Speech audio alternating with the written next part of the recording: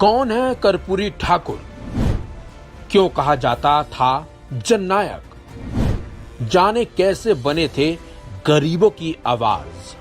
कर्पूरी ठाकुर। इन दिनों इस नाम की हर तरफ चर्चा हो रही है, बल्कि हर कोई जानना चाहता है कि आखिर ये शख्स था कौन। तो आपको बता दें, बिहार के 2 बार के मुख्यमंत्री रहे कर्पूरी ठाकुर को अब देश के सर्वोच्च नागरिक सम्मान भारत रत्न से सम्मानित किया जाएगा। कर्पूरी ठाकुर को अन्य पिछड़ा वर्ग यानी कि ओबीसी की राजनीति का सूत्रधार माना जाता है।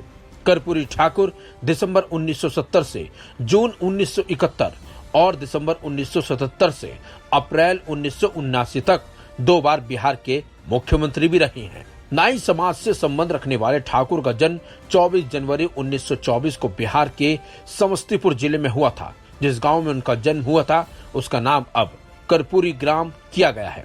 अपने जीवन काल में कर्पूरी ठाकुर के इतने अहम पदों पर रहने के बावजूद उनके पास ना तो घर था और ना ही कोई गाड़ी, यहाँ तक कि उनके पास अपनी पैतृक जमीन भी नहीं थी।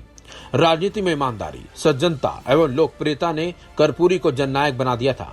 कर्पूरी का निधन 64 वर्ष की उम्र में 17 फरवरी 1988 को हुआ था।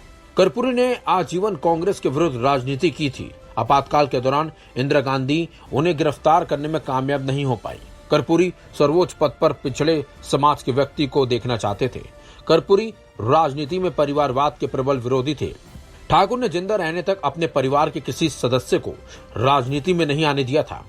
आपको बता दें, देश में कुछ दिनों बाद लोकसभा चुनाव की प्रक्रिया शुरू होने जा रही है। इससे पहले केंद्र सरकार ने कर्पूरी ठाकुर को भारत रत्न देने की घोषणा की है। ऐसे में इस फैसले को राजनीति से जोड़कर देखा जा रहा है। जानकार मानते हैं कि देश के सभी दल, बल्कि खासतौर पर बिहार की राजनीतिक पार्टियां खुद को कर्पूरी ठाकुर की सियासी जमीन और प्रभाव के करीब दिखाने की कोशिश में है। चुनावों के नजदीक आने पर ऐसा होना स्वाभाविक भी है।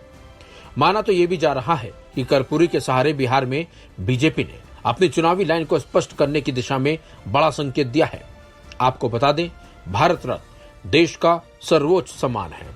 प्रधानमंत्री नरेंद्र मोदी ने कर्पूरी को इस सम्मान देने की घोषणा के बाद उन्हें सामाजिक न्याय का पथ प्रदर्शक बताया है। पीएम ने कहा कि कर्पूरी को यह सम्मान उनके योगदान के लिए तो है ही, एक न्यायपूर्ण समाज के लिए काम करते रहने के लिए भी हमें प्रेरित करेगा। इधर मुख्यमंत्री नीतीश कुमार ने भी इस संबंध में अपनी प्रतिक्रियाएं देते हुए कहा है कि केंद्र सरकार ने बिल्कुल सही फैसला लिया है। जनता दल यूनाइटेड की सालों पुरानी मांग अब पूरी हो गई है, लेकिन विपक्ष इसे सिर्फ और सिर्फ एक राजनीतिक रूप से देख रहा है।